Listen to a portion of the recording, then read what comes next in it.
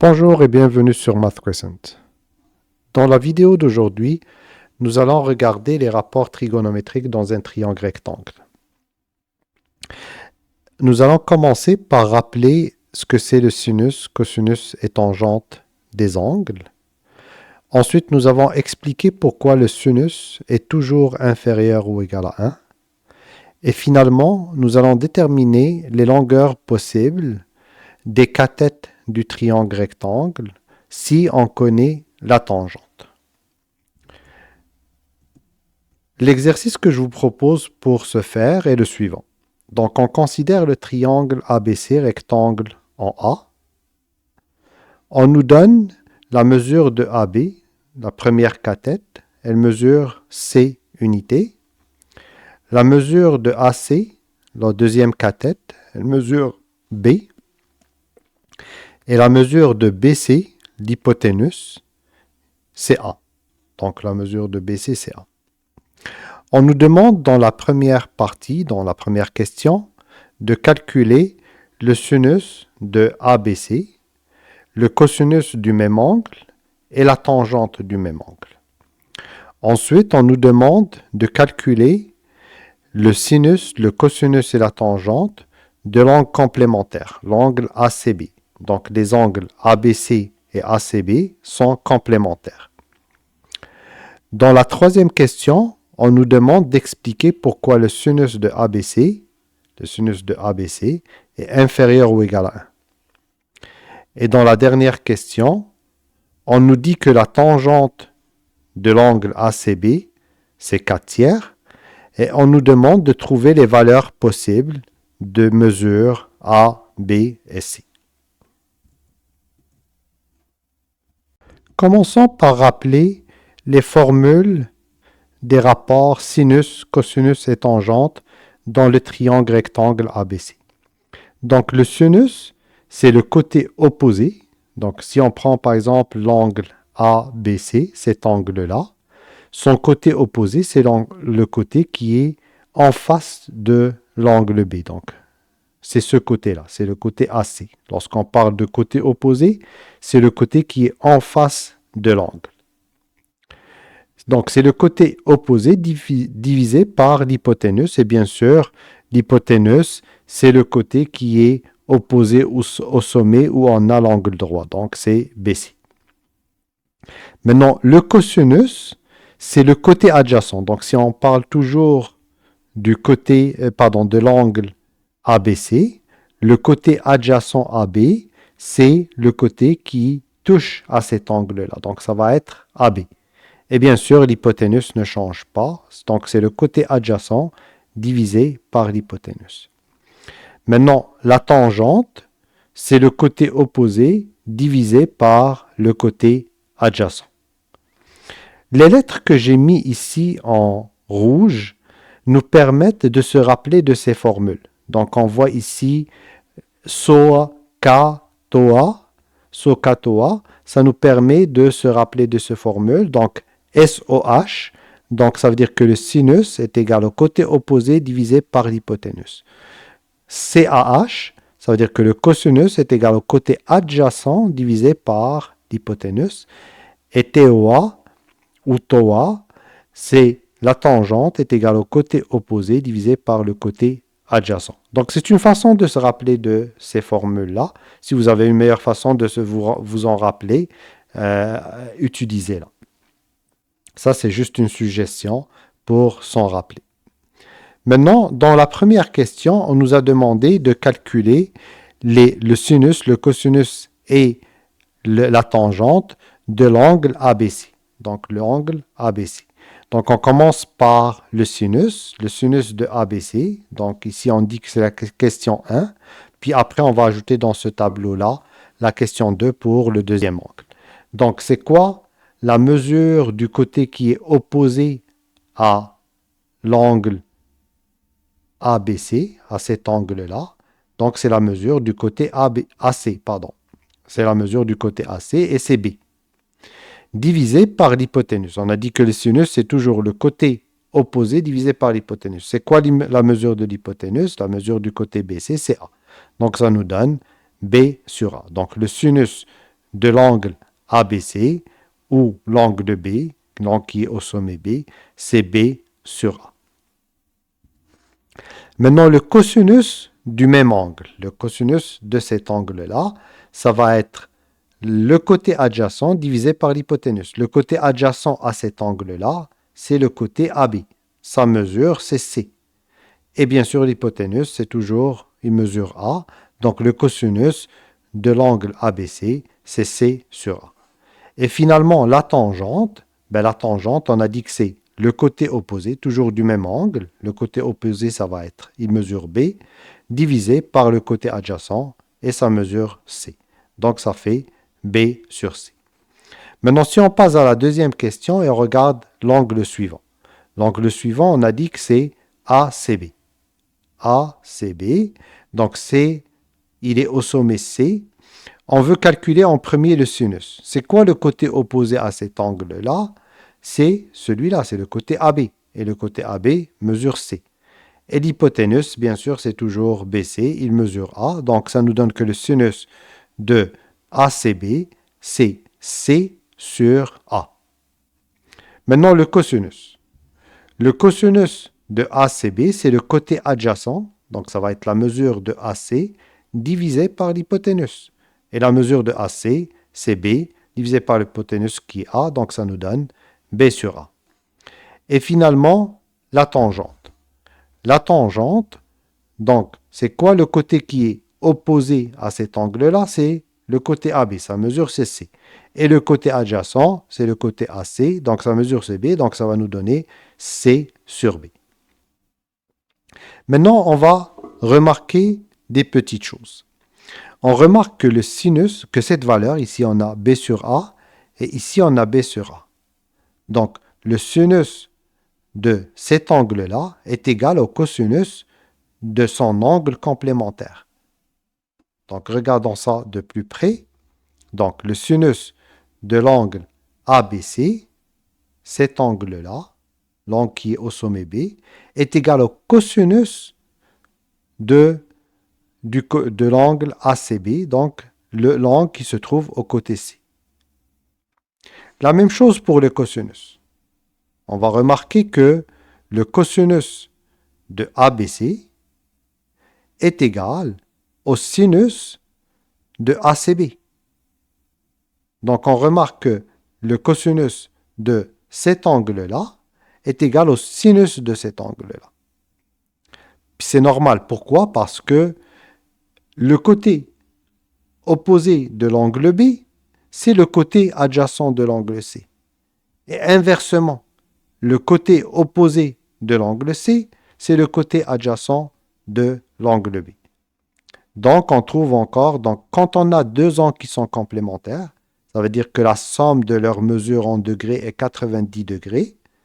On sait bien sûr pourquoi on sait que la somme des mesures des angles B et C, c'est 90, parce que la somme des mesures des angles d'un triangle, c'est 180, et on a ici l'angle qui mesure 90, donc il reste pour B et C, il reste 90. Donc lorsqu'on a deux angles complémentaires, c'est-à-dire la somme de leurs mesures est 90 degrés, on sait que le cosinus de l'un est égal au sinus de l'autre, et le sinus de l'un est égal au cosinus de l'autre. Maintenant, qu'en est-il pour la tangente? La tangente, on se rappelle que la tangente, c'est le côté opposé sur le côté adjacent.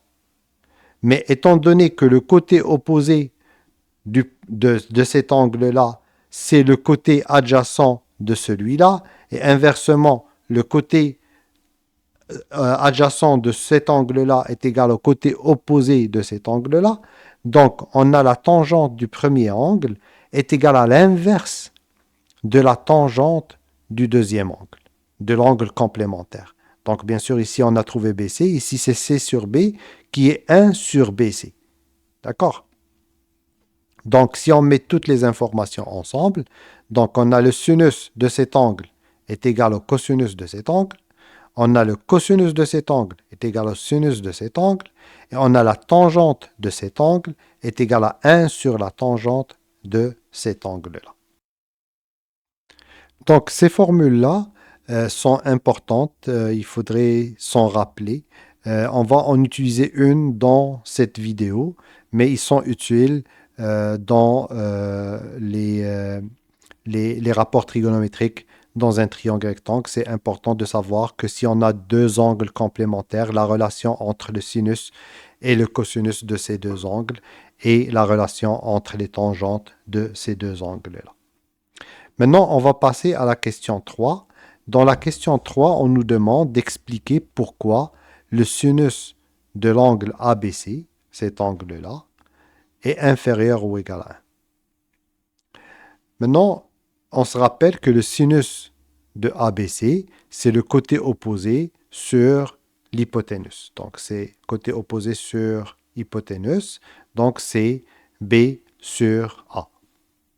Maintenant, pour expliquer ou pour justifier pourquoi le sinus de ABC est inférieur ou égal à 1, il faudrait qu'on regarde les valeurs de B et de A et voir si la valeur de B est plus petite ou plus grande que la valeur de A. Parce que si la valeur de B est plus petite que la valeur de A, étant donné que ce sont des mesures donc qui sont positives, si la valeur de B est plus petite, donc on divise B par quelque chose de plus grand, donc le résultat va être inférieur ou égal à 1. Et donc on va essayer de voir est-ce qu'on peut comprendre pourquoi B est plus petit ou égal à A. Maintenant, B, c'est la mesure d'une cathète. Et A, c'est la mesure de l'hypoténuse. Est-ce que dans un triangle rectangle, la cathète est toujours plus petite que l'hypoténuse? Donc certains d'entre vous vont dire oui. On sait que dans un triangle rectangle, la cathète est plus petite que l'hypoténuse, mais essayons de le justifier. On sait que dans un triangle rectangle, d'après Pythagore, si on fait la somme des carrés des cathètes, donc B carré plus C carré, donc B c'est la mesure d'une cathète et C c'est la mesure de l'autre cathète, c'est égal à au carré de l'hypoténuse. Donc B carré plus C carré est égal à A carré.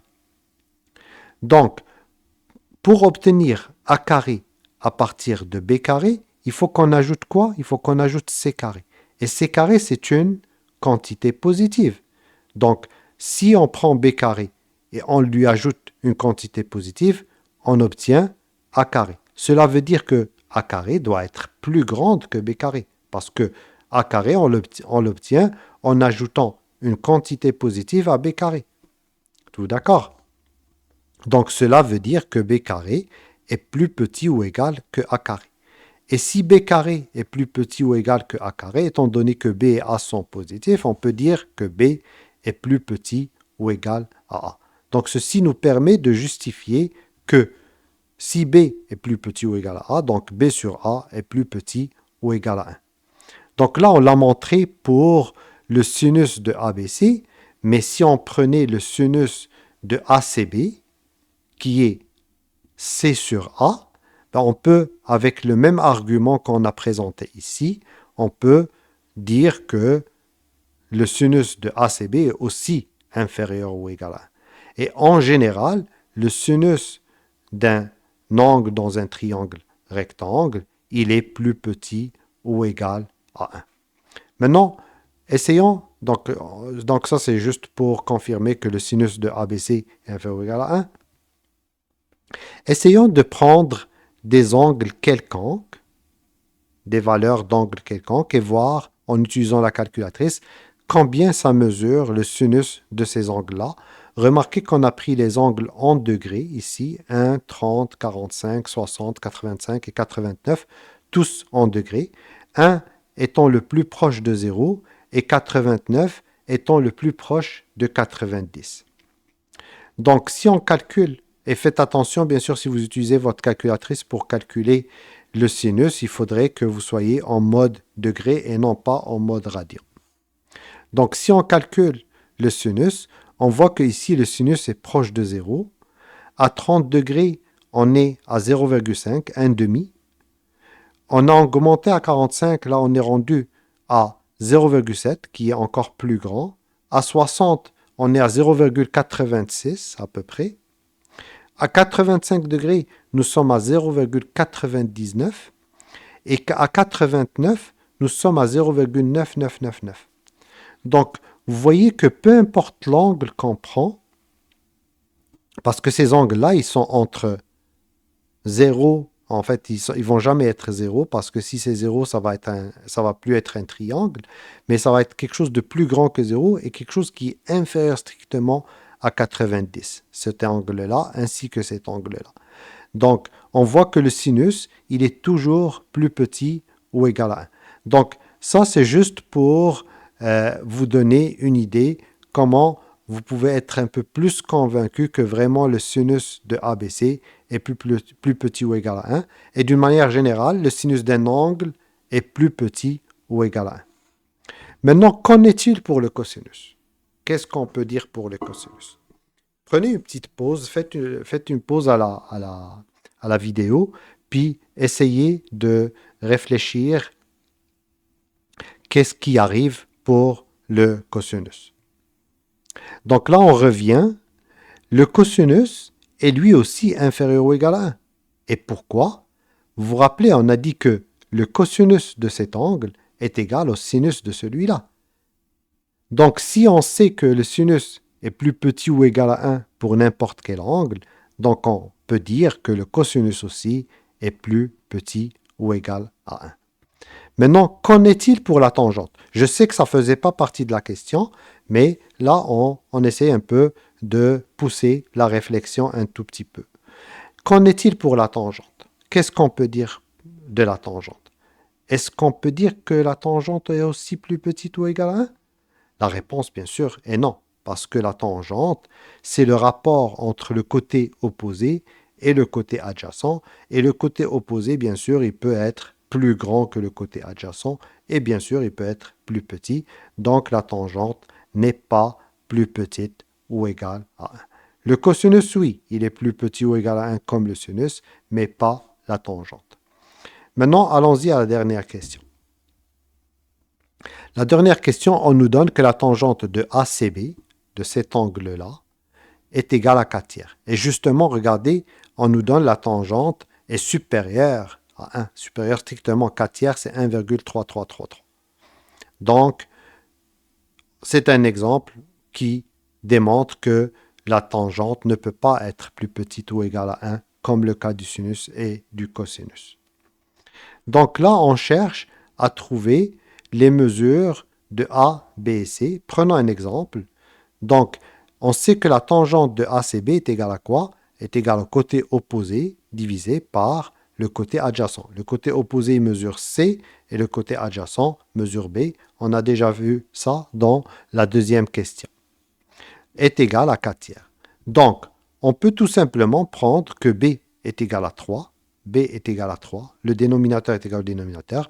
Et le numérateur est égal au numérateur. Et C est égal à 4. Et si on fait ça, ben c'est sûr que C sur B est égal à 4 tiers. Maintenant, il nous reste à trouver A.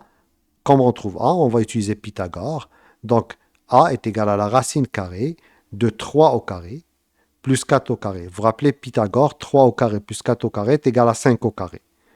D'accord? Et donc, nous, on veut trouver le 5. Donc, 5 est égal à la racine de 3 au carré plus 4 au carré.